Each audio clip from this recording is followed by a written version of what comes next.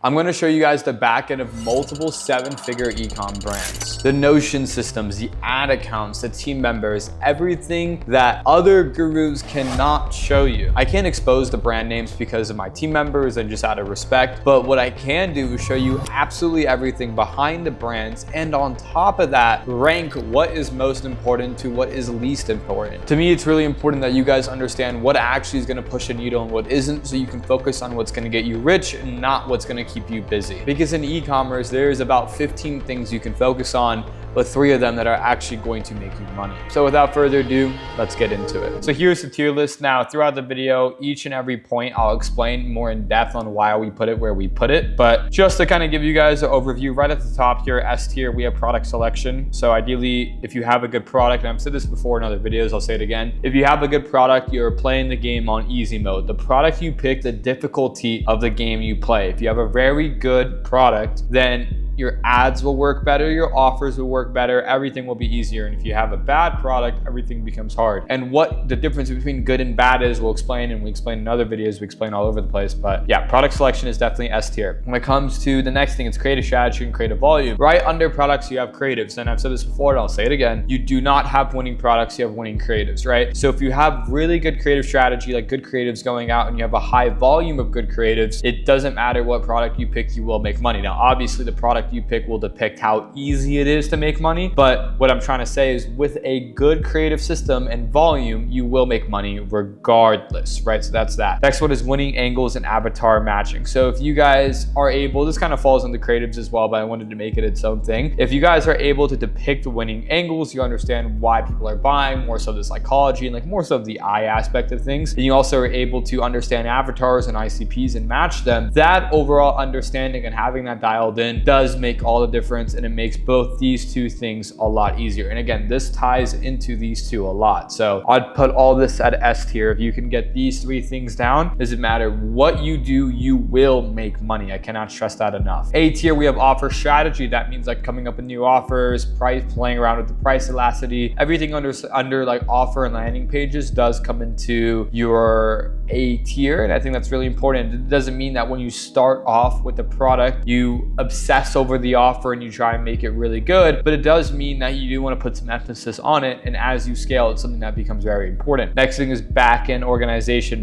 Notion and OS. So this goes more so for like the setup of everything. I can't count the amount of times I've seen an e-commerce business crumble and fall in front of me because the back-end setup isn't where it needs to be. So I would say that's a very, very important thing that a lot of people neglect, is going to be that back-end setup that we will again go through in this video. Last is team structure. This is more so an advanced thing, but it is very important. That's why I put it into A tier of like, okay, who do you hire? Where do you hire? How many hires? How much you can spend on hires? And having a proper team structure makes a huge difference. Now, don't get me wrong. I know teams of fucking 2 that have scaled to millions a month in e-com, but understanding what a proper team looks like will only be beneficial to you guys. Going to B tier, we have website and landing page. Again, not super important. I've seen the most bare landing pages scale, and then websites that literally don't even have a homepage image do millions a month. So that doesn't matter too much, but it is still pretty important and something you want to optimize as you're scaling. Email and SMS marketing is quite important, but obviously not that important. It doesn't make that much of a difference, and it only comes into play once you already have something that is working. And supplier relationships are not super important. It's very basic, like supply chain and all that. It's really just one WhatsApp or Telegram connection that you work with, and that's really it. Making those relationships better and stronger does help in the long run, but it's not something that matters too much when you guys start. C tier is organic marketing system, something that you guys don't even want to think about when you're starting, and only matters when you're actually making money and you're trying to build a brand to exit. Next one is influencer and UGC network. Again, just like just like organic marketing, it's not something that you want to worry about too much, especially with AI. Now you can get all the content you want off the bat with AI. Analytics and tracking is not super important either, because Meta and Triple Whale is a very easy setup. It's not like something you want to emphasize. Okay, now D tier, this is completely at the end. Your media buying strategy does not matter. I've seen the inside of hundreds of ad accounts. Everything works if you have good creatives, and your S tier and A tier are locked in. Expensive themes / website designs. It doesn't matter how pretty your website is. It doesn't make you money. It does not matter. And the last one is chasing viral products. So as you guys know, we have a completely different mentality when it comes to picking products. Do not do these viral products. You need to find products that will actually blast and make a lot of money. Now, a couple of small things fall under product, and that is supplier and offer. Now, these things are obviously not S tier like I mentioned, but it's really important I kind of jump into that so you can have a full picture of everything. When it comes to supplier sourcing, it's very, very simple. We've been working with the same supplier for 4+ years.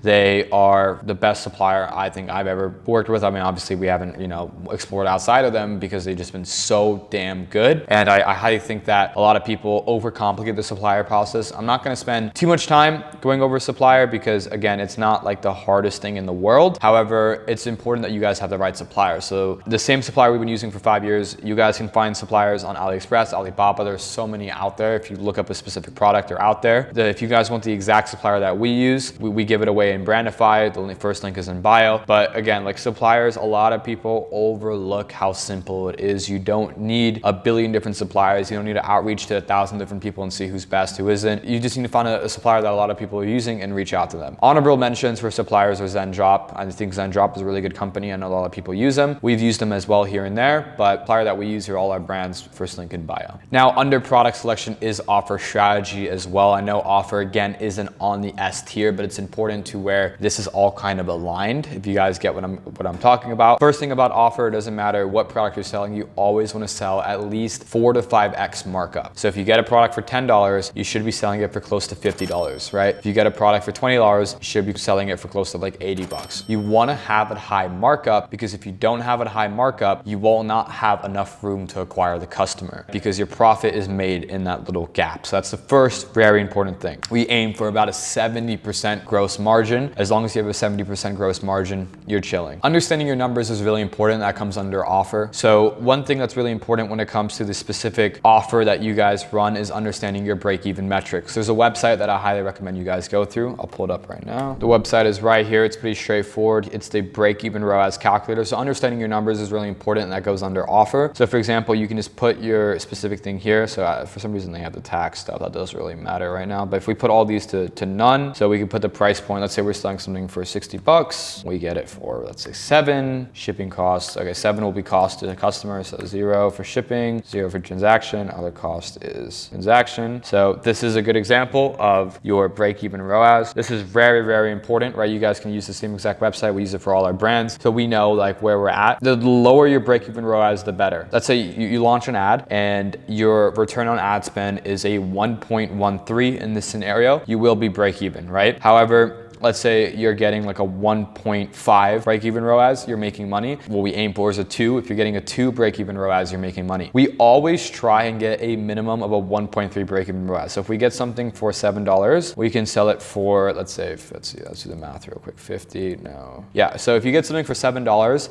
the minimum price you can sell it for is 30 bucks, right? Again, like I've been running ads. I've spent millions on ads. I know ads really, really well. And I know for a fact, I can tell you guys, if you have anything above a 1.3 break-even ROAS, it's gonna be very hard for you guys to scale. So always try and aim for that 1.3 break-even ROAS when you're pricing your product and your offers. Now, offers aren't extremely complicated. Again, the only reason why I'm going over this is because it aligns with products. If you guys select the right product where it is a supplement or it is a hair care product or is a replenishable product, you can sell multiple units at once. So the best offer you guys can follow is something as simple as like buy 2, get 1 free, buy 3, get 2 free. I've made millions with that offer. Or you can even try stuff like buy 1, get 1 free, buy 2, get 2 free, buy 3, get 3 free. Or you can do something a little bit more complicated, like buy 1, get 2 free, buy 2, get 3 free, buy 3, get 4 free. Stuff like that is really simple, but you can just play around with it and whatnot. Typically when we're launching a product, we follow the first offer structure I gave you guys, and then if it's doing well, we test the other 2 as well. So we're very structured on how we test products and how we test offers, but it's not that complicated. When it comes to the upsells and bundles and all this other complicated stuff, that is not as important when you start. That typically comes later down the line. Here's an example of an offer structure here. Again, it's the second one I described. It's pretty simple.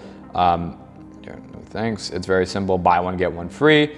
Buy 2, get 2 free, and they even have a subscription aspect of it, which is something that I recommend as well. They're really easy to set up, which we can get into shortly here, but this is an example of a Nutra brand. So that's how you guys find the product and structure the offer, and on top of that, supply it. But guys, none of this matters if you don't have the content that converts. Let me show you guys my entire creative system from sourcing to even launching ads. So off the bat, this might seem really foreign to a lot of you guys, but this is the inside of a Notion OS. So we use Notion for a lot of our stuff. This is the inside of a Notion for a brand that does over $10 million a year.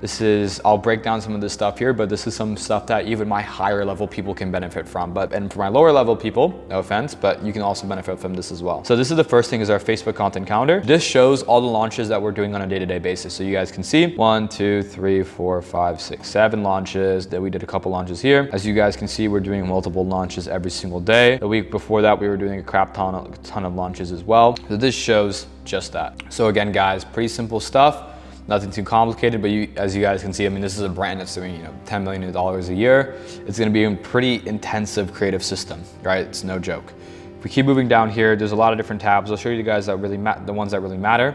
This is the creative tracker. So it's not fully filled out. I think we have another one on the Notion I'll find, but it's very, very simple. It shows you the batch, the creative name, the mode, right? So there's different modes, like you have iteration and then like ideation, the angle that we're testing, right? The formats, right? So, and all this stuff, the core avatar, sub avatar, awareness level, and drive links. So you guys can kind of follow this and look at this as well. This, for my beginners, won't help you that much, but for my more advanced people, this will be pretty helpful. We go down to the editor concept workflow. This is another example where we have a workflow that shows you guys like the name of the creative, if it's been tested or not, and the format. This is more so what a lot of you guys can follow. It's very straightforward. You can go ahead and break stuff down pretty easily with this. The UGC I'll get into here in a second. I just want to show you guys the edited stuff. Now, a big thing for us is tracking each batch that we launch, right? So this creative tracker really breaks it down for us in terms of what we're launching, who we're launching to. And it's really important for us to see all the data, because if we're not seeing the data, we don't know what's happening, right? So we're really like trying to break down, okay, like if we're launching this creative, and again, these are all different types of creatives, but if we're launching this type of creative, what's the angle, who are we selling to, and what type of creative is it? And this is just for edited, right? So if we break down our creative system, it's pretty simple. You have the edited creative, so that's like the VSLs, or for my beginners out there, like edited just means like you're putting videos back to back,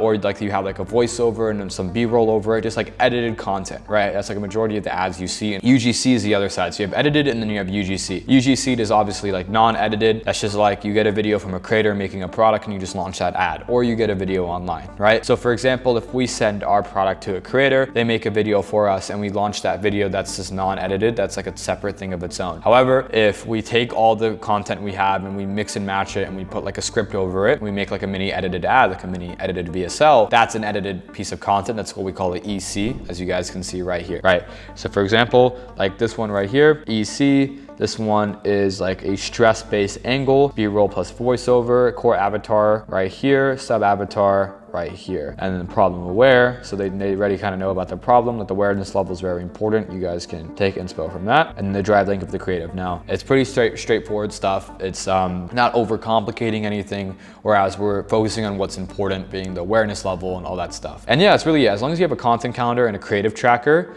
that's basically all you need in order to get started and get it going. I've scaled stores 2 million plus a month, and we literally just have a content calendar and a creative tracker, and we're tracking everything. It doesn't need to be overcomplicated. One software that we've been using recently that I really recommend you guys use is Recharm. We're not affiliated with them at all. What Recharm does is it basically compiles all the content you have and sorts it for you. So you don't necessarily have to do, like, the hard thing is about sorting all the content, right? But if you have a software like this that sorts all the content for you, that makes it very easy for you to take the clips out when you need it to edit the videos, it's super important. And now, like I mentioned, guys, we have the edited content we launch, which is really important. You have the UGC content, which is inclusive of AI content as well. So I don't want to confuse you guys, but in other videos we talk about ArcAds. ArcAds is like an AI creator platform. If you go to ArcAds and you make a bunch of videos of people talking about the product, you can launch that, and that's considered non-edited content because you're not kind of editing anything together. You just have a creator talking about the product, even though it's AI, but that's under the UGC. You have ripped content as well. So for my people that are testing out there, when you're ripping content online, that's considered like non-edited, which is like UGC. And yeah, that's really it, right? So you have your edited content, your non-edited content, and we're launching as much of that as we can. Each brand follows a different strategy. It depends on where you guys are at in your own journey. When we're testing a product, we obviously are launching all the ripped content, and we're also maybe doing 2 to 3 batches of edited content a day, which is kind of compiling the ripped content and putting like a script over it and using AI. If you want to get more in depth on the specific like making of the content and the editing and all that, we do that in other videos. This is more of an overview of the system and whatnot. To go one step even further, this is me going into an ad account that is currently spending some money. So you can see in the last 2 to 3 days, we spent close to 30K on this ad account. You can see a little bit more of the back end to where, for example, like CBO, it was a relaunch, CBO Black Friday, ripped, this is a ripped batch, that's at a 1.3 ROAS. This is a ripped batch, this is a 1.23. This is some static ads that we made, us versus them. I was at a 2 ROAS. So you guys can kind of see like how it looks like on the ad account level. I will have to blur a lot of this out just for the confidentiality of my team. However, it is like a real live example of what some of this stuff looks like, right? Because at the end of the day, right, it is a mix of you launching the ripped content if you're starting out, and also you editing and making your own content. Now, like I mentioned, when it comes to getting the UGC content, you get it from a lot of different places. And if you're starting out, you're ripping, so that's very straightforward. However, when it comes to the creative formats and the edited concept side of things, that's where it can get a little bit complicated. So just to kind of throw you guys a bone, these are the creative formats that we've been using for the last couple of years and that still work really well for us. First one is hook plus body. And I've talked about this one before, where you take a hook, which can be something that's like grabs the customer's attention. It can also just be like a stock video or something, or like a clip, and the body, which is the most important. So in the hair care niche, an example of this is like a hook can be a TikTok ripped clip of some girl like pulling out her hair, like something that's like really gonna get someone to stop the scroll. And the body can be someone talking about the product, like a UGC clip. Next one is compilation style. This is very basic. It just takes back-to-back clips of someone reacting or getting the product. This is really popular in the gifting niche, right? So if you're selling like a product that someone, you know, opens up on Christmas or something, it could be like back-to-back reactions of a video of someone opening up the product with some music in the back. Next one is this voiceover plus B-roll. This is very straightforward. It is just like a voiceover, a script, and this one's very important. It's like a script that you create just based off of market research and you looking at reviews and whatnot. And then it is B-roll, like something going on the screen of like, let's say like you have the script of like, you know, what happens if you take this product for 30 days, and it just kind of shows you what happens and it talks about it. Now, a rule of thumb when it comes to creatives, and this goes for the standalone, non-edited stuff and the edited stuff, is the more organic it is, the better. When I say organic, I mean the more natural the creative looks, the better it will perform. A lot of people overcomplicate and make like high quality videos, whereas like the more natural it looks and the more native it looks to somebody's feed, the better it will perform. When it comes to our ad account structure and our media buying, it's not that important. I know I put it lower on the tier list, but just to give you guys the back end, because I know a lot of you guys might be wondering, we follow a very, very easy strategy, just like the one I showed you in the screen share I did like 2 seconds ago. And that is, you want to do a new CBO for each and every creative batch you test. So as most of you guys know, we're running Facebook ads here. You launch a new CBO for every creative test. So if you're testing, let's say, a batch of ripped content that's in a CBO, then you launch a new batch of ripped content that's in a new CBO. If you launch an edited batch, that's in a new CBO. Then we typically have one CBO that we never cut, called the scaling CBO. And whenever we find a winning ad in in one of these testing CBOs, we duplicate it to the winning CBO, and then we always increase budgets of the winning CBO, so that CBO can always learn and grow. And again, this isn't super important. I know people that will just have one CBO and test creatives in the one CBO. I know people that will have multiple CBOs or multiple ABOs or even do bidding and all that stuff, and it doesn't really matter. Both strategies work. In terms of how many creatives you want to launch and test a week, it really depends on what you have, what content you have, and where you're at in your business. Right? So for us, with the brand I showed you does 10 million plus a year, it's really important for us to always test new stuff, and we're not testing anything ripped because we're already an existing brand. We have a constant influx of content coming in from UGC creators, which I'll talk about how we get here in a second. So we're testing a lot of content like that. We're testing a lot of edited content. We would try and aim for like I showed you guys, like 6 to 7 batches a day at least. When it comes to getting that UGC content, there's many ways of doing it. I'll give you guys the best 2 ways that we follow. The first one is going to a website called Join Brands. I'll show you guys right now. So again, I'm not affiliated with these guys at all, but it's really simple. You go on here, you post in your product, and they basically find you creators and whatnot, and it's really, really easy. You can like do a little job shoot, and that's it. It's super, super straightforward, super, super easy. Again, not affiliated with them at all, but we've gotten a lot of winning content from them. So shout out Join Brands, they're really, really good. Next method is using X or otherwise known as Twitter. When you go to X, you can easily just tweet it on your profile or somebody else's profile, looking for UGC creators, looking for content creators for XYZ. And at the end, you'll put XYZ being your brand, or you can even just put like the niche of your brand. And then under that, you can put like hashtags like hashtag UGC, hashtag UGC creator, hashtag UGC job. Doesn't matter, as long as you have hashtag UGC, you should be fine. And you will get a lot of creators to reach out to you via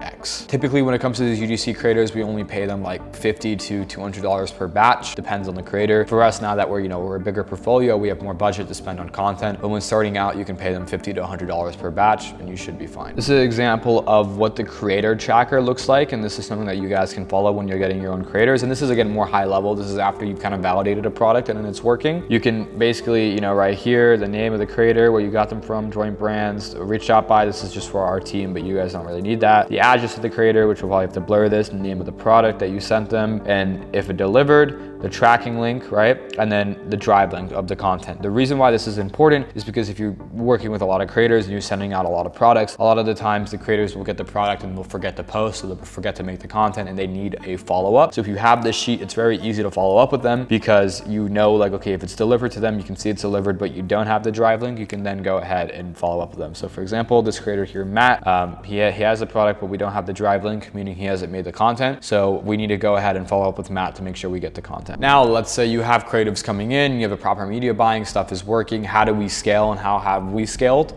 Scaling is really easy. We follow 20% bumps, very straightforward. If a creative is working and it is above break even, we bump 20% 3 to 5 times a day, that's it. We duplicate the winning ads into our winning CBO, like I mentioned before. When we find a winning creative, we like to make variations of it by switching out the hook and whatnot, just to kind of milk out the creative to really get more money out of it. And yeah, that's basically it. Now, small little things that go under this that were also on the tier list is tracking. Tracking is pretty straightforward. We use Triple Whale, like the platform I showed you before. Triple Whale is goated. Again, we have no affiliation with them. They're just the best and we love to use them. Now, in terms of ad accounts, a lot of you guys may be wondering, like, what type of ad accounts do we work with? Where do we get the ad accounts? We always recommend to get agency accounts. We don't recommend personal ad accounts. I've been using agency accounts. I think they're way better. Even though there's a little bit of a fee, you get so much more reassurance and so much more help, and you have a whole team behind it. It just makes all the difference. So yeah, we only use agency accounts. It's the same agency accounts all our students use. It's inside of Brandify. And now, guys, I know this can be a lot, like managing 50+ batches of creatives a week and all these Notion tabs and editors and even editing yourself and all this crazy stuff. It's overwhelming when you're starting out, and I completely get it. I'm just happy I can be the one that shows you that and just be as transparent as possible with you guys. And that's exactly why we built Brandify. You get the exact Notion templates, creative frameworks, and every week, basically every day, you're getting one-on-one support to how you're doing, how you can do better, what you're missing, what you're not missing, because again, it's a lot to manage. It's literally having someone who's done what you want to do guide you on every step of the process. So as always, guys, link in the description if you want that level of support, but without further ado, let's keep going into the operation. So that's the creative side, how we source content, how we store it, how we edit it, and how we launch it. But here's what most people don't realize. When you start scaling past like 30K a month, the creative system really isn't your bottleneck anymore, especially if you dialed it in since day one. It's your infrastructure, and let me explain. This is what separates solopreneurs from doing 5K a day to actual entrepreneurs like myself who've done over 100K in a day. And similar to a lot of students that we've had do over 100K a day. And guys, it's not sexy and it's kind of overwhelming, but it's what you need to hear. So typically we like to break down our team into 2 sectors. We have back end and we have front end, right? Back end is very simple. I'll start with that. Customer service is the first thing you guys delegate, and it's the first thing we delegate, right?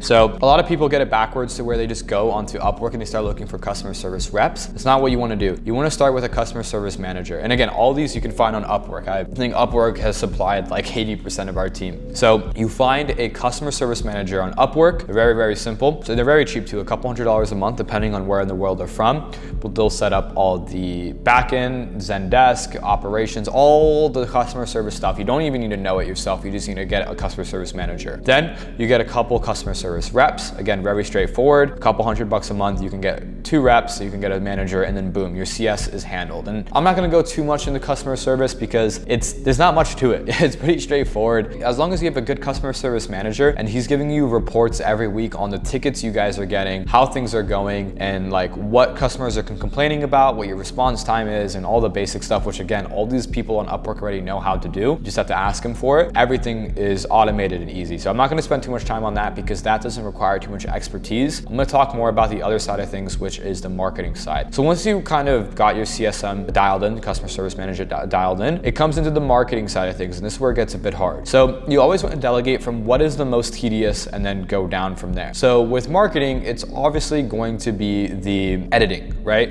The first thing you want to do is get editors. Editors are so damn important. You can get editors off Upwork. Again, these guys can make your ads, and again, every brand is going to have its own winning ad styles, and it's very important you try all those different edited formats that I was telling you guys about earlier, because these different types of edited formats are going to be huge in terms of actually finding which format works best for your brand. And ideally, all brands have different formats. Some brands do better with compilations, some brands do better with AI plus B-roll. Whatever it is, you need to find it. When you find your winning format, ideally this is before you start building your team, you want to get editors for the specific winning format. Editors are trained on formats, not concepts or anything outside of that. For example, if compilations are doing the best for you, you need to get an editor for compilations making, let's say, like a progressive system. We call it a progressive creative overload system for a reason. That editor would be, let's say, making 2 batches of concepts a day. They'll be logged into your Recharm, the platform I showed you guys above, and they'll be making 2 concepts a day similar to the stuff that you've had working before. So it's very important that you get your editor on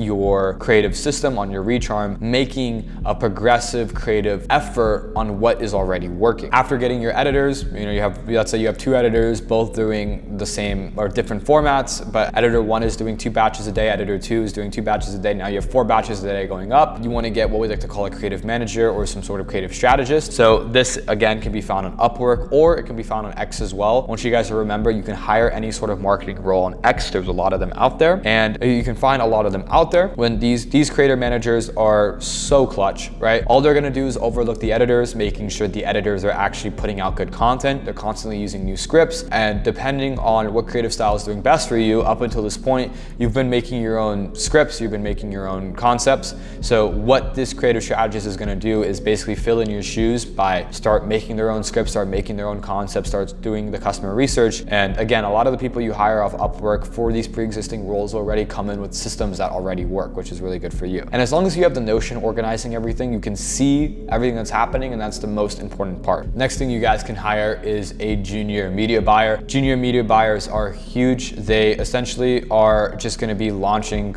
the campaigns themselves. So I always tell people to kind of delay when they delegate media buying, and that's because the longer you stay in the ad account, the better, so you can see what's happening and you have all the data. But you eventually want to get somebody to handle the launches for you. So these people that are launching the campaigns for you, you don't have to worry about them going up. The system works pretty smoothly to where the editors make the content. The creative strategist / manager approves it and gives it to the media buyer to launch. The media buyer launches it, and then you obviously see what's working, what isn't, and you cut and scale what you need to. Eventually you can promote the junior media buyer to a senior media buyer, meaning they can go ahead and actually do the bumps on the campaigns themselves. They can dupe the campaigns, they can scale up or cut down just depending on what they see fit. You can hire all these roles on Upwork and Twitter / X, like I mentioned. There's also a good hiring platform from Ecom called Hiree. Put it on the screen as well. They're great. I highly recommend them as well. And yeah, that's really about it. In terms of criteria, you guys just want to make sure that the person you bring on has what we call a good sponge rate. This is a term that I created, meaning that when you have a sponge rate, that just is inclusive of if you tell somebody something, how likely is it for that person to retain that information and actually listen to it and you not having to repeat yourself, right? Because I understand that sometimes people won't know the right or wrong thing, but if you tell someone something like, hey, for these videos, make sure you're using new clips using Recharm, and the editor, let's say, starts using new clips using Recharm, that means they have a good sponge rate and that's a good hire. However, if you find yourself telling people certain things and they keep forgetting, that is not a good indication that they're a good hire. SOPs are really, really simple, and we do have a lot of SOPs for our brands. And I mean, SOPs are very inclusive to the brand. For example, if I show you guys our media buying SOP, it wouldn't make too much sense to a lot of the people at home because it's very structured for our brand. But with the rise of ChatGPT, these simple business tasks are basically like delegated like that. What I mean by that is, let's say for your creative and editors, right? If you know that this format works really well, you guys use reach arm, you guys need these type of clips in your videos, you can tell all this to ChatGPT and tell it to create a one-page SOP, and your editor can follow that SOP. It's really important you have SOPs for all your hires. So for example, if you have editors, you need SOPs that tell them like, okay, like 2 batches a day. When you're done with your batches, give it to the media buyer, blah, blah, blah. If you have a creative strategist, you need to tell them, come up with, 3 scripts a day. This is what you do with them, blah, blah, blah. So just getting SOPs, and I'm not gonna spend too much time on this because again, it's inclusive to your business and whatever you guys do, but it's important you guys have SOPs. Now, when you start building out a big team, it's important to know what KPIs to look at. We always like to follow input versus output, right? So the output is, it gives you a general idea where your business is, but the inputs give you a general idea of where your business is going to be, right? So outputs are revenue, ROAS, basically that's it, right? Like, okay, if you're making a lot of money, if your return on ad spend is high, you know that your business is at a good place. However, things can change, right? For example, if your inputs being your creative hit rate, your concepts being tested, now I'll list them out here, but your creative hit rate, your concepts, all the stuff that's going in your business is not good, and your business will trend downwards, right? So what are the input KPIs I look at? The first one is, what is our creative hit rate? Meaning like out of all the concepts we're testing, how many are actually above break even? How many are actually working, right? So what is our creative hit rate? That's the first one. Second one is, what is our AOV, right? So this is inclusive of everything on the website. So if our average order value is downtrending, if it's uptrending, it gives us insight to where we're going. We always want it to be uptrending. In theory, every 3 months, you should increase your AOV by 15 to 20%, right? So you always want to be able to increase your prices, increase your AOV, but always make sure your AOV is going up, up, and up, right? As long as your AOV and your creative hit rate are both aligned, you can be doing millions a month. Like, I know it sounds so simple. That's why I'm trying to like funnel it down to what's really important to you guys, because if you have a good creative team and your AOV is being increased by your own efforts, you will make millions a month. We use Triple Whale to basically track all our outputs, to be transparent with you. So I have it on my phone whenever, no matter where I'm at in the world, if I'm in, the Maldives, or I'm in Dubai, or I'm here in Miami, doesn't matter where I'm at, I can pull up my Triple Whale, look at my phone, see, okay, this is what our output is looking like. This is how much we're making. Okay, stuff is looking good. And I can go into the Notion, and I can see into the Notion on the creative sheet, what we're testing, and I can see what's winning, what's failing, and always text specific team members and be like, okay, what is our creative hit rate? What is our AOV? And just kind of get a good idea where everything's at. Now, I know what you guys are thinking. There's a lot of systems to build and a lot of stuff that's falling into your plate. And trust me, I get it. I've been doing this for years. And again, the good news is, guys, you do not need to figure all this out yourself. We've done it all for you inside of Brandify. We've had students go from like a one-man show to a full goddamn team in just like 60 days. So that's the infrastructure, the team, a little bit of the communication aspect of it, and the SOPs. This will allow you to scale without using your mind and kind of give you clarity on like how to hire and how simple it actually is. And that is the inside of my $1 million a month ecom creative strategy. I know a lot of you guys might be a little, again, overwhelmed on all this, but the whole point of this video was to kind of show you guys everything and kind of simplify a lot of it. I do think if you guys know what to focus on and you're not focusing on the wrong things, it becomes a lot easier to get to that finish line. And remember, guys, every brand is different, every business is going to be different, and everything grows differently. Like when you test a product, you might find that certain things work really well for that particular product versus other products. So these broader kind of videos, even though my system has worked for me, it might not necessarily work for you. And that's why coaching is so goddamn important. If you have somebody who has already walked the path that you want to walk, that is looking at your data with you and telling you exactly what to do, what not to do, it becomes a lot easier. And again, that's why we created Brandify, which is our community where we help people build, scale, and even sell their own ecom brand. So if you want to join the winning team, the link is in bio. I hope you guys like this video. I hope it gave you some insight, and I hope to see you guys in the next one. Peace out.